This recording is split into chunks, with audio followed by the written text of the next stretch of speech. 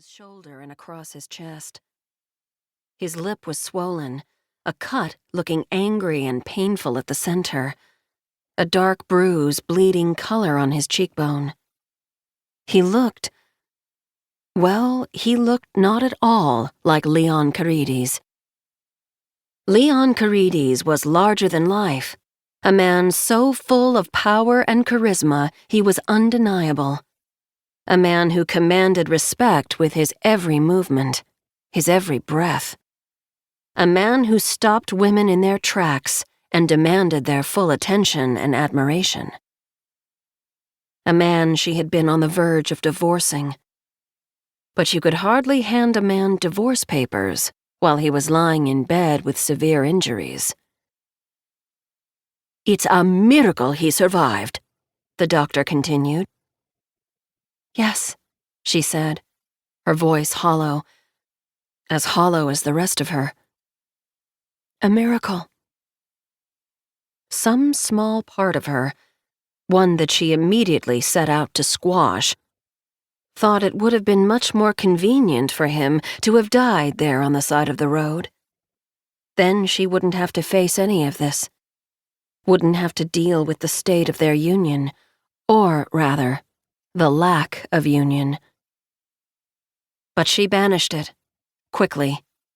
She couldn't stand being married to him anymore, but that didn't mean she wanted him dead. She swallowed hard. Well, thank heaven for miracles, large and small. Yes. Has he been awake at all? No, the doctor said, his voice heavy. He has not been conscious since we brought him in. The impact was intense, and his head injury is serious. He shows brain activity, so we do have some hope. But you know, the longer someone stays unconscious... Of course. It had taken her about 20 hours to get to Italy from Connecticut, and Leon had been unconscious for all that time.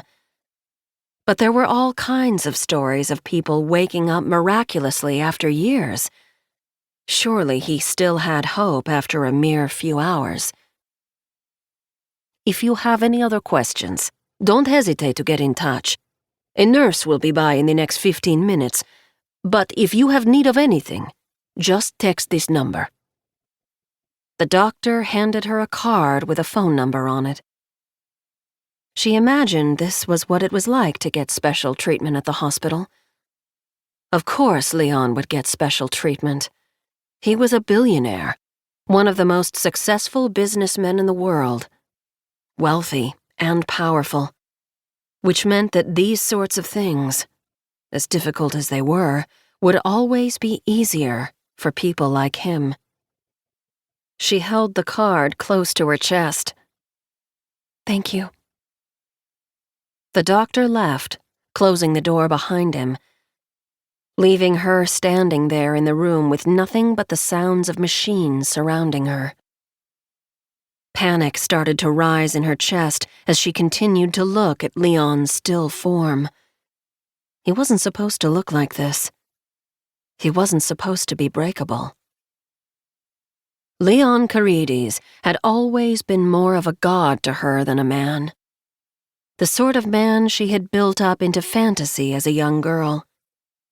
He was 10 years older than her, and he had been her father's most trusted and prized protégé from the time Rose was 8 years old. She could hardly remember a period of time when Leon hadn't been involved in her life. Carefree, easy with a smile, always so kind. He had seen her, truly, and had made her feel like she mattered. Of course, all that changed when they got married. But she wasn't going to think about their wedding now. She didn't want to think about anything. She wanted to close her eyes and be back in the rose garden at her family estate.